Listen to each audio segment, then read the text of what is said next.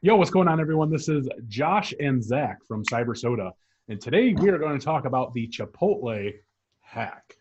Exactly. So, as you guys probably don't know, burritos and passwords don't really freaking mix. So, Zach and I are going to cover today some perspectives on privacy, on convenience, and stuff that's very common in security. With security, there's never this triangle that's convenience, privacy, and security. That's common. So, part of what we're going to talk about is it really convenient to have an app that helps you buy your burritos? Zach thinks yes. Sure. I think no. But at the same time, the crazy piece is that convenience actually opened up a hole where folks were having folks buy burritos for them. So I guess part of the discussion. So let's kind of back up. Part of what we're doing on this channel is we get all sodafied, where we're actually having conversations, discussions, debates, and the whole point is really for us to understand security. So in this context, when Zach and I started talking about this situation, he was sort of on the impression that privacy is really important, but also convenience. He's really interested in buying his burrito with an app. My attitude is, yeah, I like that idea, but if we go down a path of what's is common in security, layered security, do multi-factor authentication, if I have to use my app and then have a phone call from Chipotle to give me thumbs up to buy my the burrito, I don't like that. That sounds like a pain in the ass.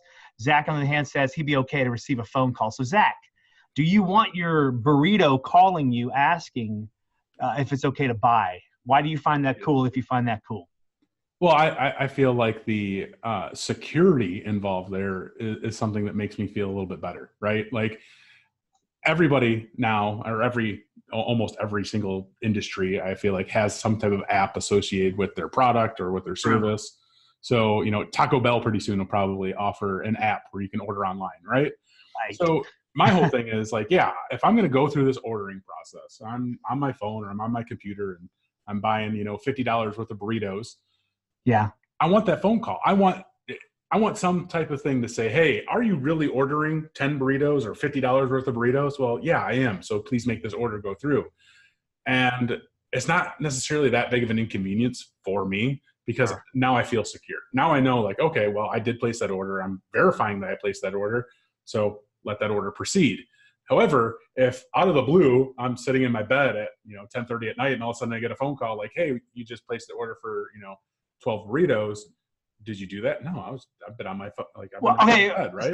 Yeah, that's right. So what I do love is this whole conversation of what happened to Chipotle hack was, I think it was called password stuffing, but basically the threats, the attackers were able to somehow get access to your app, your account, and then use that as a means of ordering food that somehow, some way they go pick up or whatever else. So, okay, fine. You just drop $100 insecurely of your own cash to buy burritos. That sucks. Yeah, I don't like that.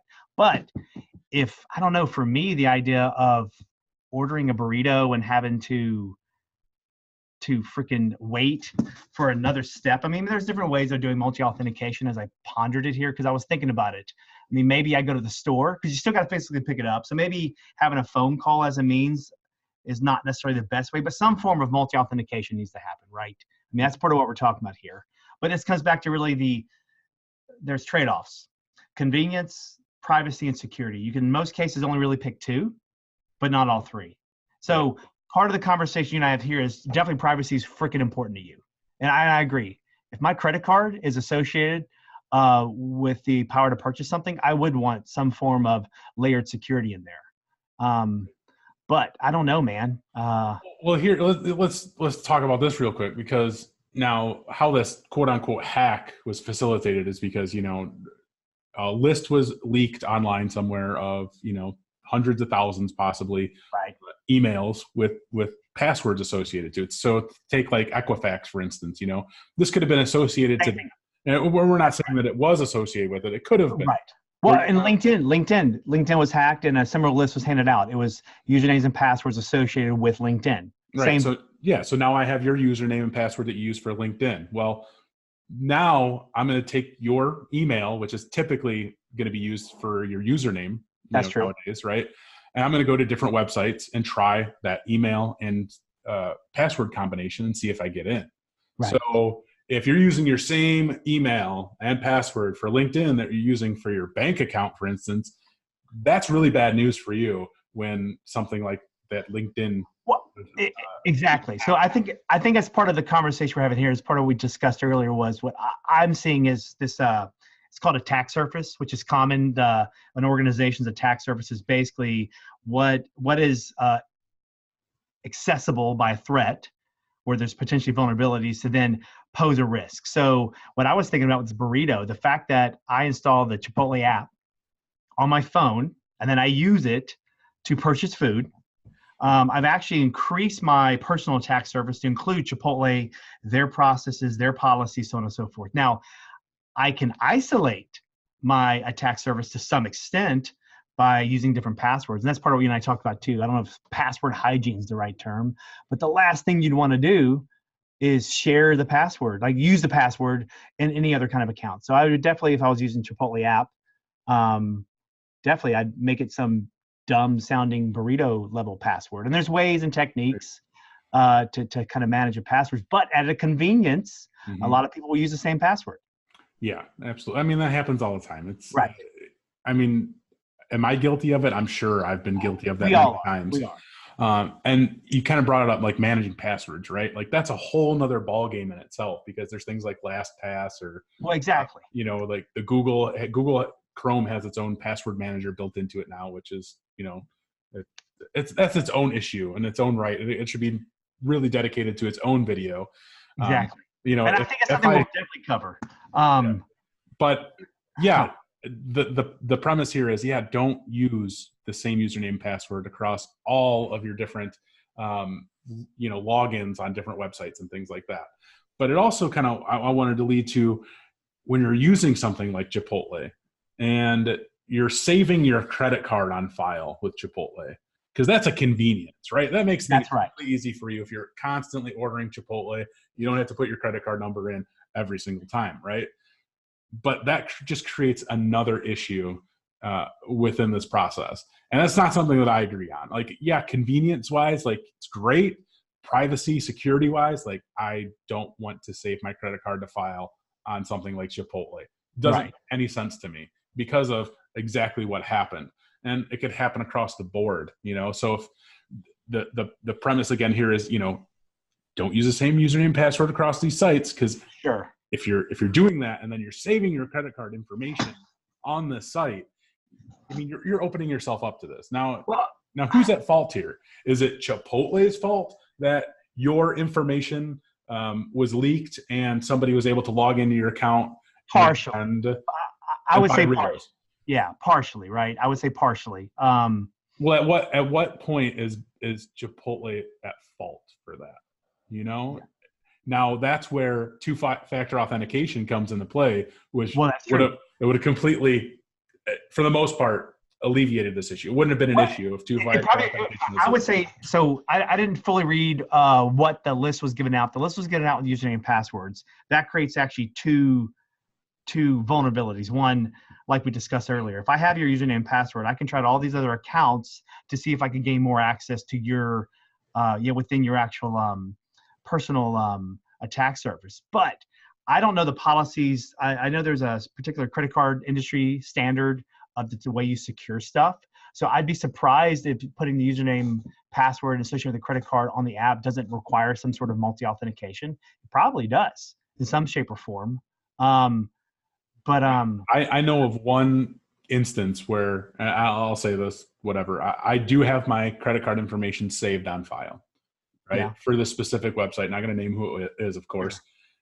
I don't have to authenticate that credit card in any way. It's saved on file. I submit my payment, it goes through. Now, some websites will actually say, okay, we need that, your CVC code or whatever. That's right. Even though your credit card's saved, it has all that information saved, but you need to verify that you have that credit card, right? So that's one form of, multi-factor.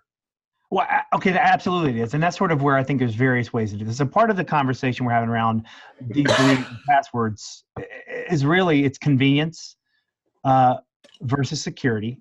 We're not really talking about privacy. I mean, privacy per se could get in line with what you're buying, how you're buying it, the way the company's using the app, and the motivators as to why they want you to put in your credit card. But I do think it's neat. I think it's neat to think more about your personal attack surface. And I think it's something that most folks don't contemplate. They think of my, my identity. Someone's hacked my identity. But really, every app you install on your phone, every account you log into with a username and password extends the reach of your attack surface and could make you more vulnerable. It doesn't mean you don't do it. I do think there's measures like we discussed, which is having good password strategies. And that's something else you and I can talk about later on in Cyber Soda, of techniques that I personally use and others, beyond just using those apps to help you remember your passwords. Because, yeah, password, that's a big deal. Password management. Yeah. And, coming from working in the IT field, that was a huge complaint from users. If you enforced password resets, so maybe you did it on a bi-monthly, yearly, annual, or semi-annual basis. Right. So many complaints because people didn't want to change their password. They had the same password. And oftentimes you would find that they just add a digit onto that password. Well, exactly. Or it's on a freaking sticky note on their desktop. It's always under sticky note under the keyboard. Always. Like that's always. So, and that brings a whole nother aspect into security and more social engineering aspects and stuff that way. When you're obviously trying to penetrate a network and you actually physically go in, that's one of the first things I would check under the keyboard. Is there a password? And there's plenty of hacks of, like, I think Mitnick's whole story, Kevin Mitnick, his whole thing was to get a job as a janitor. Go work at a janitor organization. Don't worry about spending a lot of money on a hack externally. Go in physically, work for a few weeks, get after hours access, and then just walk around. So, yeah, that's a whole nother ballgame here. Oh, totally. So what I do like, though, is this conversation, I'll keep having. I mean, really, Cyber Soda for us is going to be about really understanding, I think, in a lot of ways, personal attack surface as individuals and kind of how this new world we're living in affects our lives.